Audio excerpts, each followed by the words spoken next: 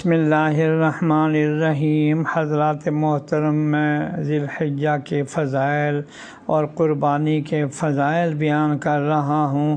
ترمذی اور ابن ماجہ کی روایت ہے، حضرت عائشہ صدیقہ رضی اللہ تعالی عنہا سے روایت ہے کہ رسول اللہ صلی اللہ علیہ وسلم نے ارشاد فرمایا کہ ذی الحجہ کی 10ویں تاریخ یعنی عید الاضحیٰ کے دن فرزند آدم کا کوئی عمل یعنی اولاد آدم کا کوئی عمل اللہ تعالیٰ کو قربانی سے زیادہ محبوب نہیں، اور قربانی کا جانور قیامت کے دن اپنے سینگوں، بالوں اور کھروں کے ساتھ زندہ ہو کر آئے گا، اور قربانی کا خون زمین پر گرنے سے پہلے اللہ تعالیٰ کی رضا اور مقبولیت کے مقام پر پہنچ جاتا ہے۔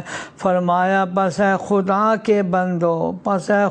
کے بندو فتیبو بہا نفسا، پوری دل کے ساتھ خوشی کے ساتھ قربانیاں کیا کرو۔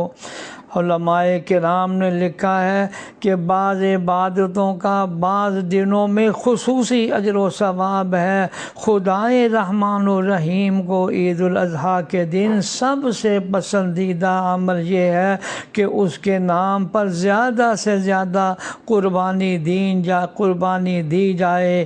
میرے دوستوں اور بزرگوں، یہ حضرت ابراہیم علیہ السلام کی ایک بے مثال قربانی کہ اپنے اکلوتے بیٹے حضرت اسماعیل کو خود اپنے ہاتھوں ذبح کر دینے سے بڑھ کر اور کیا قربانی ہو سکتی ہے۔ تو اللہ تعالیٰ نے حضرت ابراہیم علیہ السلام کے اس لخت جگر کی جان بچائی اور قربانی کا جانور بھیج کر فرما دیا کہ تو نے اپنا خواب سچا کر دکھایا ہے۔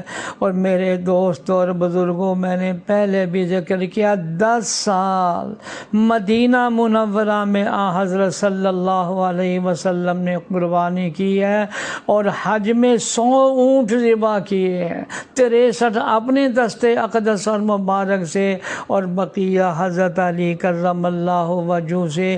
لہذا ہمیں انتہائی خوش دلی کے ساتھ قربانی کرنی چاہیے۔